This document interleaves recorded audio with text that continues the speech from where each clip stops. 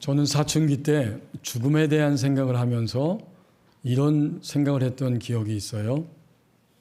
결국 사람이 태어나는 것은 죽기 위해 태어나는 것이 아닌가. 아이들이 태어났을 때 신생아는 기쁨이요 감격이지만 결국 하루하루 아이는 커가는 동시에 죽음을 향해 가까이 가는 거 아닌가. 이런 생각을 한 적이 있습니다. 죽음을 생각할 때에 부정적으로 생각하면 한없이 이런 생각을 하게 되지만 하나님은 인생을 죽지 않고 살 수 있도록 창조해 주셨고 인간의 타락은 인간에게 죽음을 가져왔습니다. 그러나 인간이 가져온 죽음을 하나님은 다시 예수 그리스도 안에서 새로운 생명의 길로 영생의 길로 이끌어 주셨습니다. 그렇다면 이 지상생애를 사는 동안 우리의 육체는 병들고 깨지고 부서지기가 쉬운데 이 지상생애를 사는 동안에 하나님은 건강하게 살 수 있도록 또한 우리의 삶을 돌보아 주시고 이끌어 주고 계십니다. 우리에게 주신 오늘 본문 8장 마태복음 1절을 보십시오. 아직은 살아있는 지상생애 동안은 아직은 우리는 치유의 기회를 살고 있습니다. 예수님이 산에서 내려오셨다. 그랬더니 수많은 사람들이 예수님을 따르고 예수님을 추종하면서 그 곁에 지금 함께 걸어가고 있습니다. 예수님이 산에서 마을로 아파트로 우리가 사는 동네로 식당으로 그리고 우리가 차를 마시는 카페로 말하자면 삶의 현장 일상으로 내려오신 것입니다. 이것은 굉장히 의미가 있죠. 주님은 산에만 계시는 분이 아니었어요. 산에 계시다가 아픔이 있고 고통이 있고 많은 어려움들이 있고 질병이 있는 삶의 현장으로 우리 주님은 지금 내려오신 것입니다. 왜 하나님이신 예수님이 사람처럼 되셔서 인간의 몸을 입고 이 땅에 찾아오셔야만 했을까? 오늘 이 마태복음 8장을 비롯해서 마태복음 전체를 기록한 마태는 예수님이 하나님이신 그분이 사람처럼 되셔서 이 땅에 오셔야만 했던 이유를 마태복음 4장 23절에서 이렇게 기록해 주고 있습니다. 예수께서 갈릴리에 두루 다니사 가르치시며 천국 복음을 전파하시며 백성 중에 모든 병과 모든 약한 것을 고치시니. 예수님은 갈릴리 지역에 두루 다니시면서 가르치고 전파하시고 고치시기 위해 오셨다.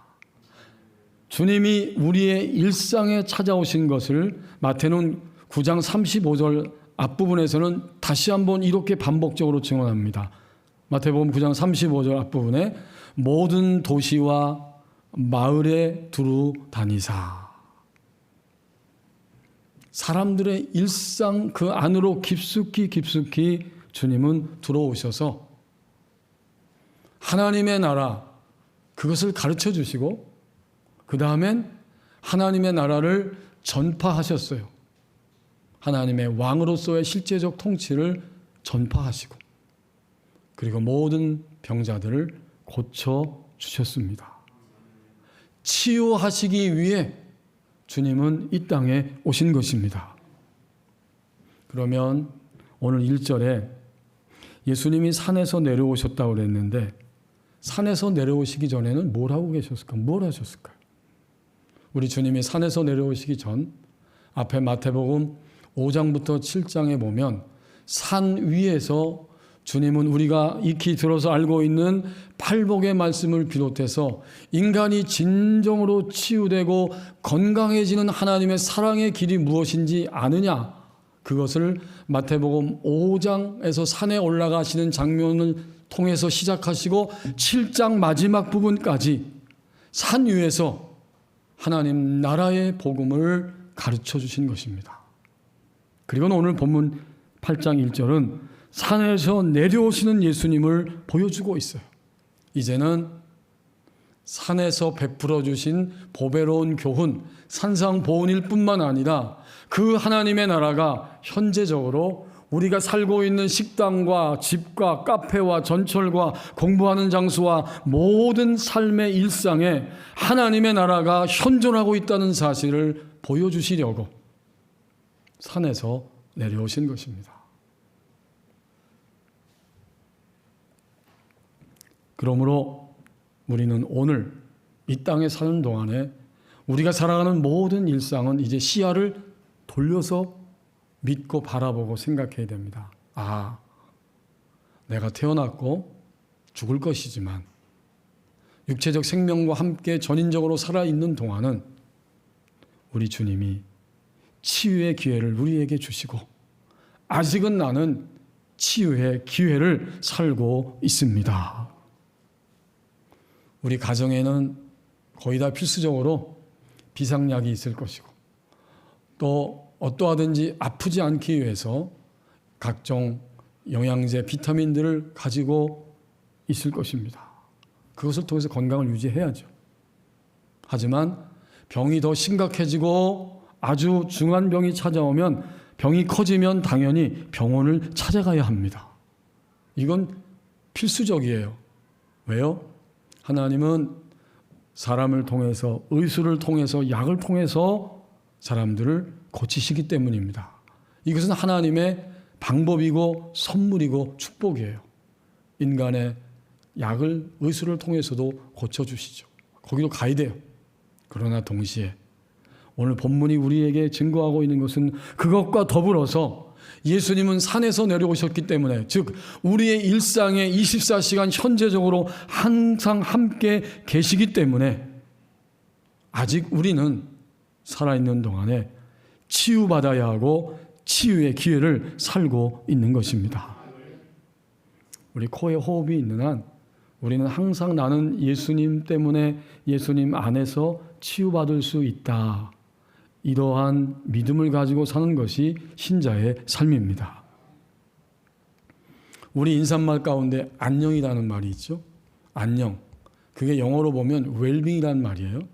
그러니까 인사말도 되지만 이 웰빙은 복지를 이야기합니다. 존 윌킨슨이라고 하는 이 외국 학자가 성서와 치유라고 하는 책에서 영어권에서 이 웰빙 안녕은 이런 의미를 가지고 있다라고 설명합니다. 곧 안녕, 웰빙은 당신이 되기를 원하는 것이 됨. 이게 웰빙이라는 거예요. 내가 그토록 원하는 것, 되기를 원하는 것, 이것이 될 때 바로 이런 삶이 안녕의 삶, 웰빙의 삶이라고 이야기해주고 있습니다. 그게 뭘까요, 사람마다? 그것은 바로 내가 모든 면에서 건강한 삶을 추구하고 싶은 것입니다. 우리 모두 다 전인적으로 건강해지기를 원하죠. 그래서 예수님은 우리에게 이러한 치유자로 우리 가운데 오셨다는 것이고, 또 치유 사역자인 이윤호 목사님이라고 하는 분은 이렇게 재미있게 표현했어요. 하나님이 세상을 창조하시고 인간을 창조하셨기 때문에 하나님은 인간된 우리를 AS해야 할 책임이 있으시다. 여러분 어떤 생각이 드세요? 굉장히 적극적이고 긍정적이고 신앙적인 표현이죠. 창조주 하나님, 그분이 우리를 AS 해주실 책임이 있다. 그렇게 말하고 있습니다. 그런 거로 오늘 1절은 바로 그러한 인간의 치유를 위해서 하나님 나라가 일상에 현존하고 있다는 사실을 우리 주님은 보여주시기 위해서 산으로 내려오셨고 수많은 무리가 따르게 되는데, 이제 2절과 3절 말씀을 보십시오. 환자를 대면하는 그 현장을 통해서 치유의 길, 치유의 방법이 무엇인지를 우리에게 친히 보여주십니다. 2절에 치유가 필요한 한 사람이 등장하고 있는데 그는 나병 환자, 한 나병 환자라고 소개되고 있어요. 나병 환자는 지금은 이런 용어를 써서도 안 되고 쓰지도 않지만 쉽게 우리가 아는 대로 문둥병 환자입니다. 그리고 사실은 나병 환자라고 할 때 이 말 속에는 문둥병 환자이면서 또 모든 피부병을 다 포함해서 이런 용어를 사용하고 있습니다. 그런 거로 오늘 2절에 등장하는 이 나병 환자는 예수님에 대한 소문을 들었을 것이고 그는 예수님 앞에 치유가 필요함을 절실하게 느끼면서 주님을 향해 지금 나오고 있었습니다. 그는 어떤 자입니까? 어떤 사람입니까? 먼저 몸이 병든 사람이에요. 이 나병은 굉장히 고질적이고 불치의 병입니다. 유대인들이 그 당시에 가장 혐오하는 질병이 바로 이 나병이었어요. 가족과 이웃과 사회와 격리되어 살 수밖에 없어요. 그렇죠? 의술이 지금보다 훨씬 발달하지 않았으니까 완전히 따로 격리되어서 성 바깥에 그렇게 나병 환자들끼리 살 수밖에 없는 이런 사람이었고, 만약 그들이 일상에 사람들과 누가 마주치게 되면 그는 즉시로 머리를 풀고 옷을 찢으면서 부정하다 부정하다 하고 입술을 가리고 외쳐야만 했습니다. 레위기 13장 45절 46절에 그 당시에 그렇게 해야만 하는 규정을 알려주고 있어요. 당시 랍비들은 이 나병 환자를 향해서 이렇게 표현했습니다. 그들은 산 송장과 같다. 이들이 고침받는 것은 죽은 자가 사는 것만큼이나 어렵다. 그러므로 이 주님 앞에 나온 환자는 두 번째로 어떤 사람입니까? 그는 바로 소외감과 외로움과 절망감을 가지고 있는 마음이 아픈 사람이었어요. 그 시대에나 오늘의 시대에나 마음이 아픈 사람들이 길거리에 넘쳐나고 있습니다. 여러분 길 갈 때도 조심하셔야 되잖아요. 밤에 혼자 러닝 한다든지 운동할 때 저 앞에서 어떤 사람이 초복초복 오면 겁이 좀 날 거예요. 그리고 어디부터 쳐다봐요? 손부터 쳐다보겠죠. 혹시 손에 뭔가 무기를 들지 않았을까? 근데 그렇게 손에 무기를 들고 대낮에 또는 약간 컴컴할 때든 언제든지 사람을 칼을 휘둘러 해치는 것은 그의 마음이 먼저 병들어 있다는 증거입니다. 마음이 병들지 않으면 어떻게 사람을 해치겠어요? 마음이 아프고 마음이 아파 병들어 있기 때문에 폭력적인 생각과 말과 행동이 튀어나옵니다.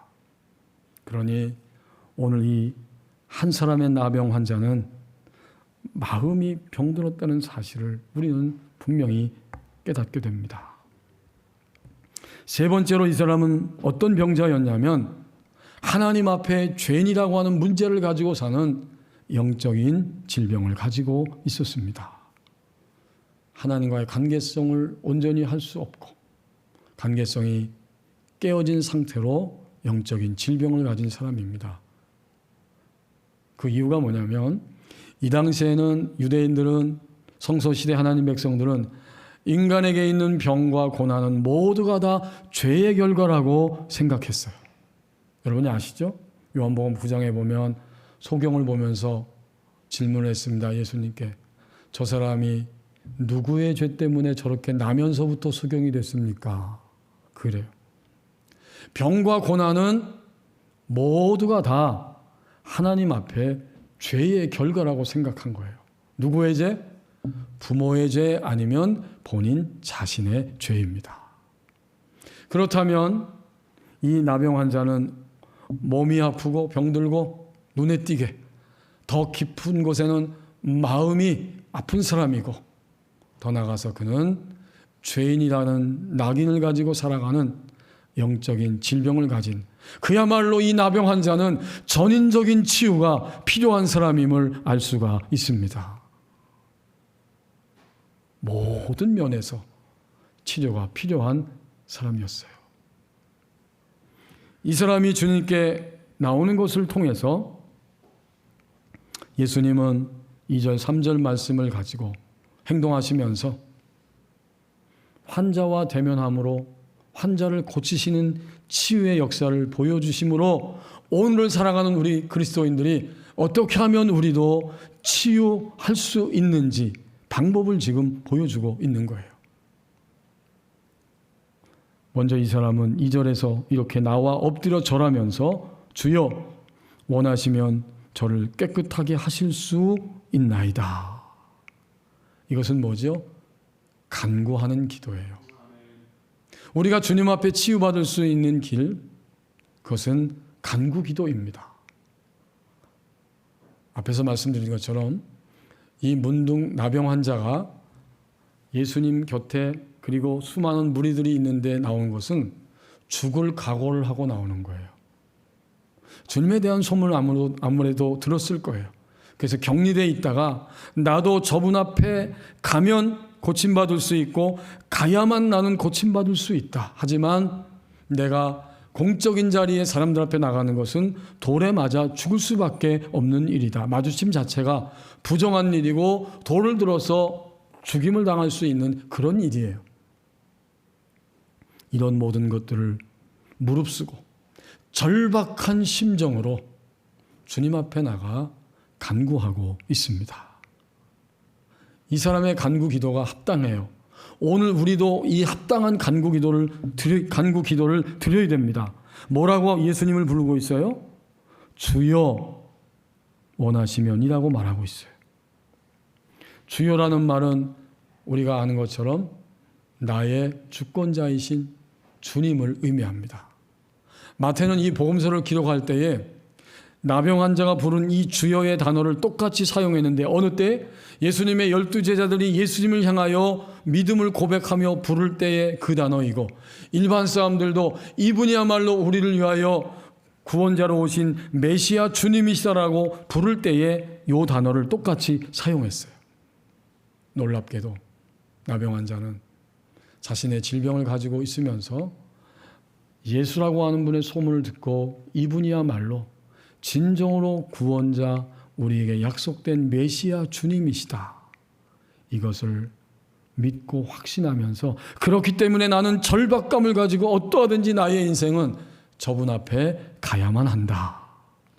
이 모든 것이 다 담겨있는 한마디가 주여라고 하는 말이에요. 주님께 간구하는 거죠. 신자인 오늘 우리들도 전인적인 치유자이신 주님을 향해서 절박감을 가지고 나가 우리의 치유를 위해서 기도할 자격도 있고 기도해야 할 의무도 있습니다. 이제부터 우리는 2023년 하반기가 아직 남아있기 때문에 그동안 대충 생각하고 놓아버렸던 자신과 가족의 치유를 위해서 새롭게 기도하기를 원합니다. 이 간절한 절박감이 있어야 돼요. 주인 되시는, 주권자 되시는 주님을 향해 나갈 수 있어야 합니다. 자, 그 다음에 이 사람이 이런 이야기를 하고 있어요. 주님이라고 부른 다음에 원하시면 저를 깨끗게 하실 수 있습니다. 주님의 의지, 주님의 뜻이라면 저는 고침받을 것을 확신합니다. 이런 의미죠. 우리가 알고 경험하는 것처럼 모든 질병이 다 기도를 통해서 고쳐지지는 않아요. 거기에는 하나님의 뜻이 있는 거예요. 그래서 이 나병 환자의 말이 굉장한 말입니다. 엄청난 이야기예요. 만일 주님의 뜻이라면, 주님의 뜻은 주님의 의지이고 좀 더 분명한 의미를 표현하면 주님의 뜻은 주님이 보시기에 좋은 일, 이런 의미예요. 우리 주님 뜻대로 해주세요. 그런데 그게 무슨 소리입니까? 주님이 나를 보시기에, 이 상황을 보시기에, 우리를 보시기에 주님의 눈앞에 좋은 일이라면 이루어지기를 원합니다. 이런 의미예요. 그런 거로 이 나병 환자의 원하시면 이 뜻은 굉장한 믿음의 언어입니다.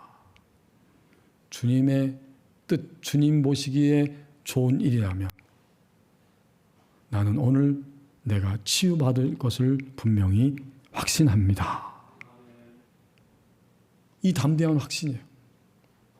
지금은 고인이 되셨지만 주석을 쓰셨던 그 이상근 목사님이 나병 환자의 원하시면이라고 하는 단어를 이렇게 풀어서 주석을 했더라고요.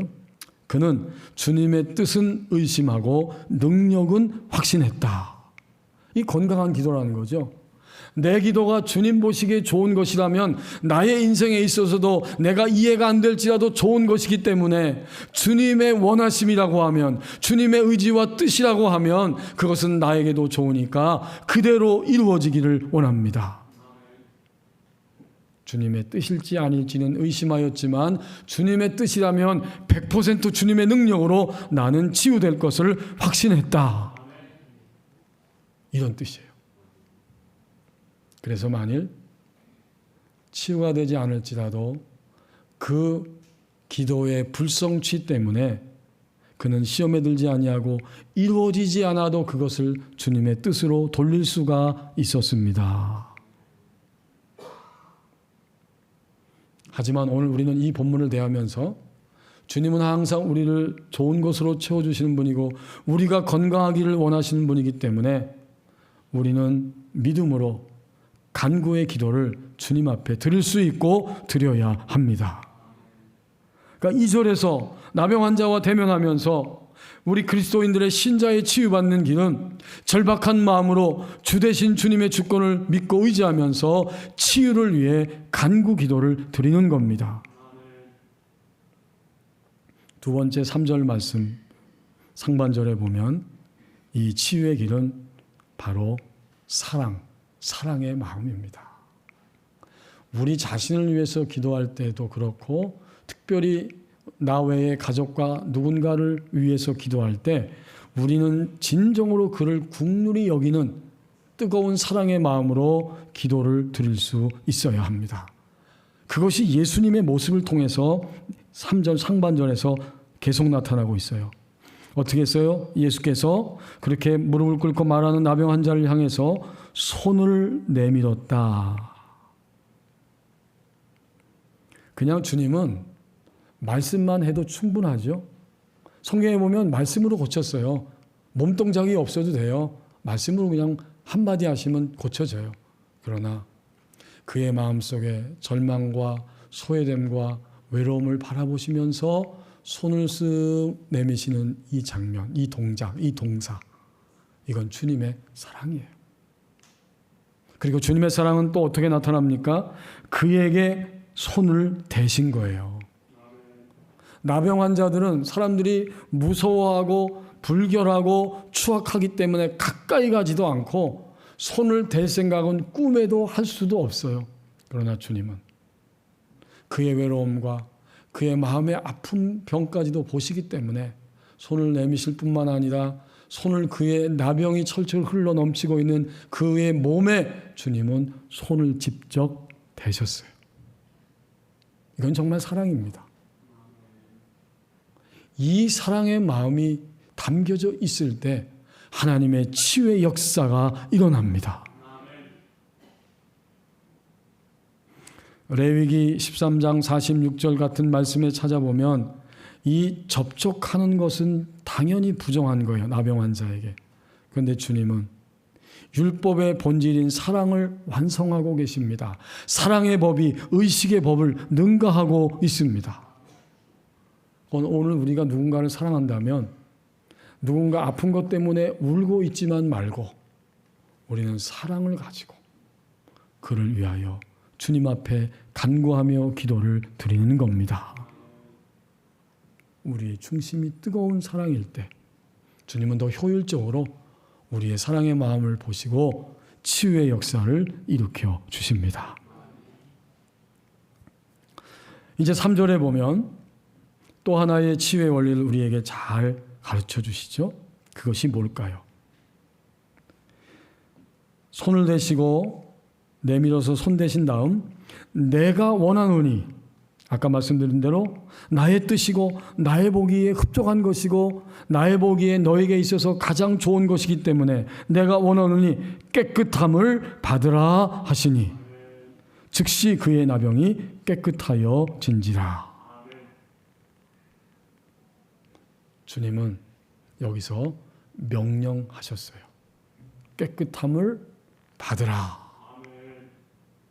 그런 거로 오늘 신자는 간구 기도를 드린 다음에 먼저 그 즉시도 뒤를 이어서 명령 기도를 드리는 겁니다. 여러분 생소하세요? 왜 성경은 늘 그걸 말해요. 치유를 위해서 간절히 저를 긍휼히 여겨주시고 치유해달라고 기도를 드리고 그 다음에는 예수님의 사랑의 마음을 품고 그리고는 그 질병 자체를 향해서 명령 기도를 드리는 겁니다. 우리는 분명히 알 수 있어요. 예수님은 치유자 자신이기 때문에 그냥 명령하신 거예요. 그러나 우리 주님을 진정한 주인으로 주권자로 믿고 하나님의 백성 신자가 된 우리는 예수 그리스도의 이름으로 명령합니다. 이건 차이가 있죠. 이건 분명히 구분돼서 알아야 돼요. 예수님은 깨끗함을 받으라 말씀하셨고 우리는 예수 그리스도의 이름으로 어떤 부분이 어느 질병이 치유되어라 치유될지어다 떠나갈지어다 라고 주님 앞에 명령 기도를 드립니다. 이렇게 될 때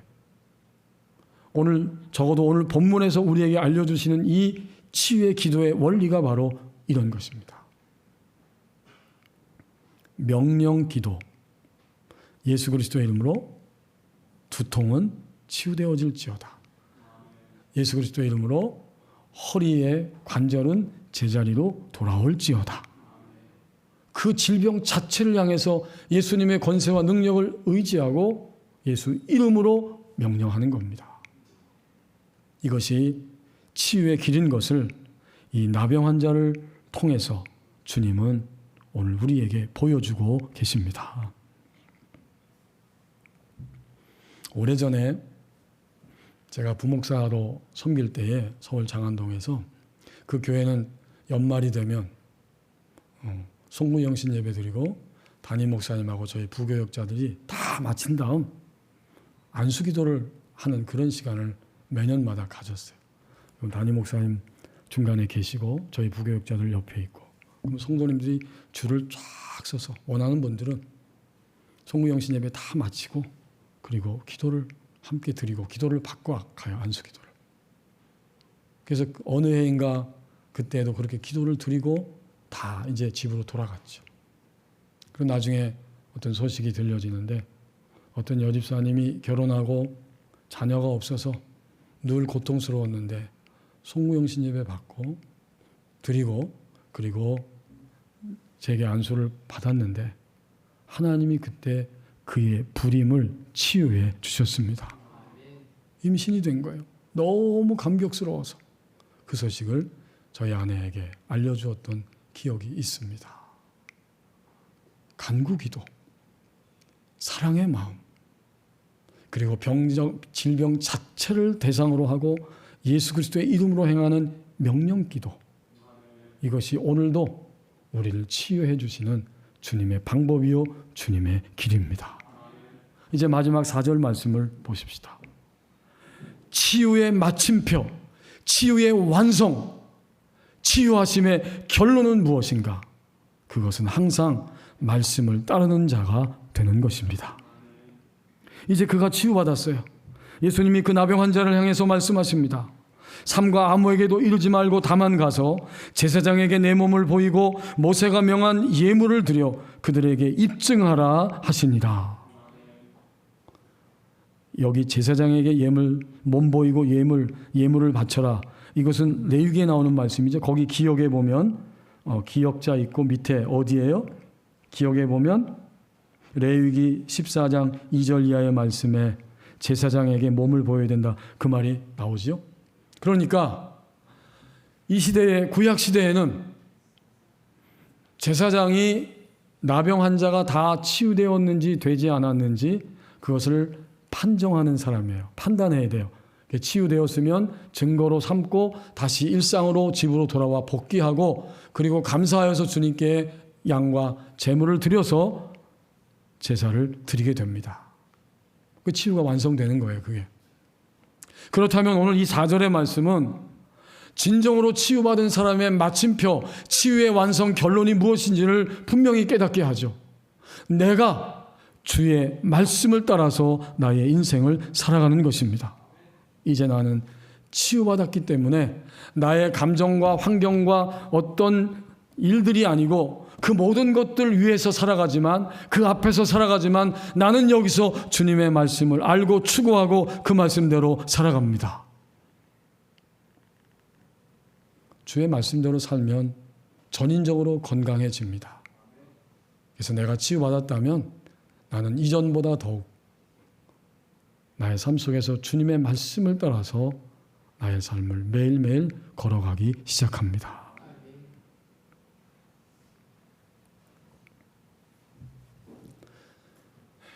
제가 장로신학대학 다닐 때 신대원 다니면서 신약학을 배웠던 박수함 교수님이 계십니다. 그분이 이제 은퇴를 하시고 한국교회를 위해서 엄청난 일을 하셨는데, 곧 학자니까 굉장히 성실하고 열심히 있는 학자신데, 신약학을 전공했기 때문에 신약학 박사이니까 신약 성경에 대한 주석, 신약 성경 전체를 주석서를 썼어요. 이건 굉장히 어려운 작업이에요. 주석을 쓰는 일이 그렇게 많지 않아요. 전체 다를.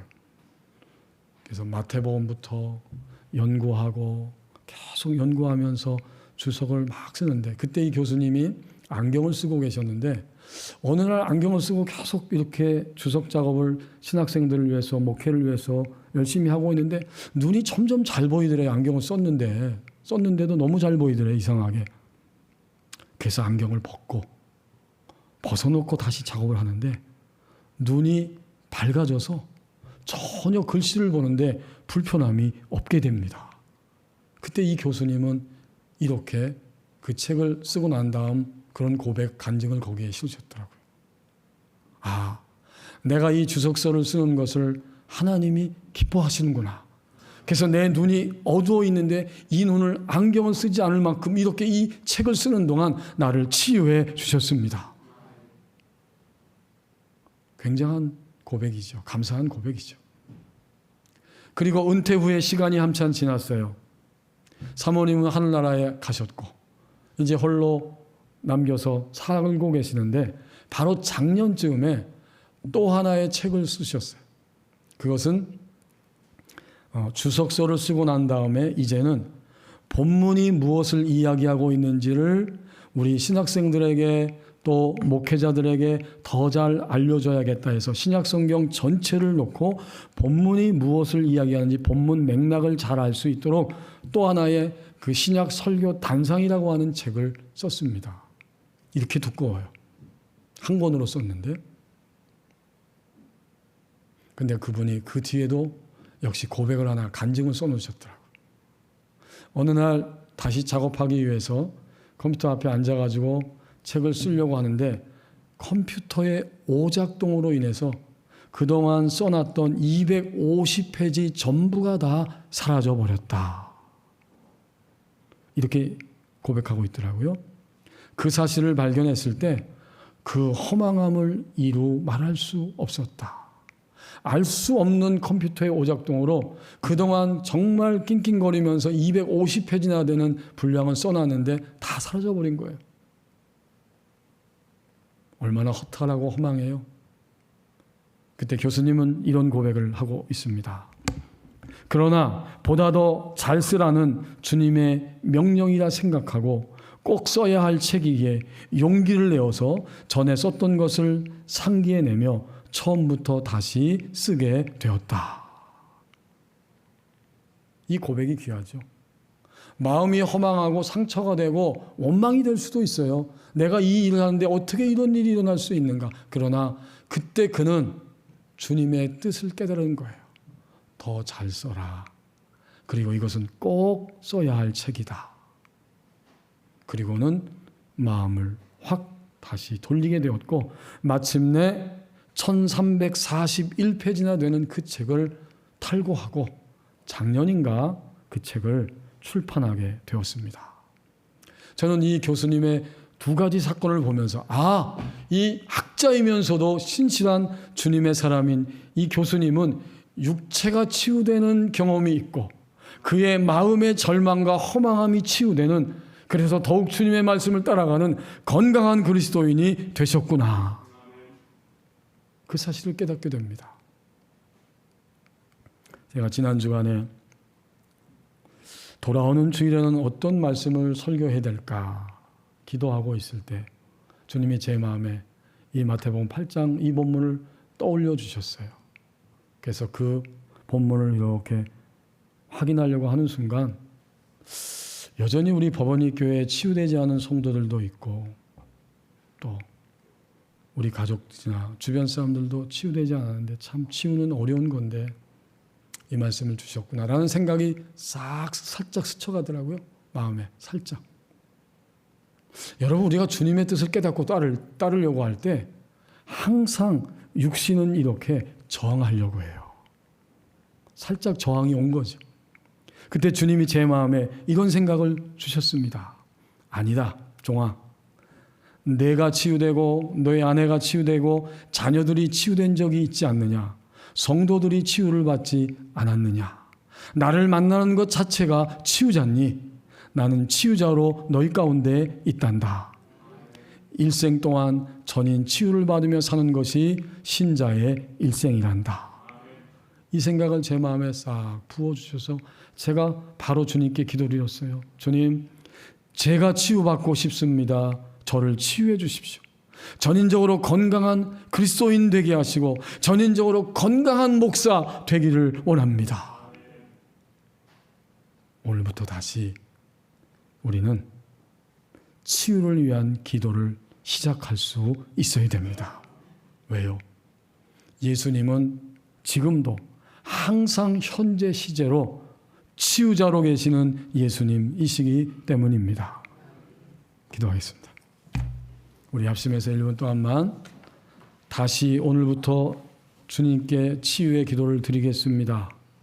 간구기도와 사랑의 마음과 명령기도를 통해 치유받는 인생, 말씀을 따라서 살아가는 인생 되길 원합니다.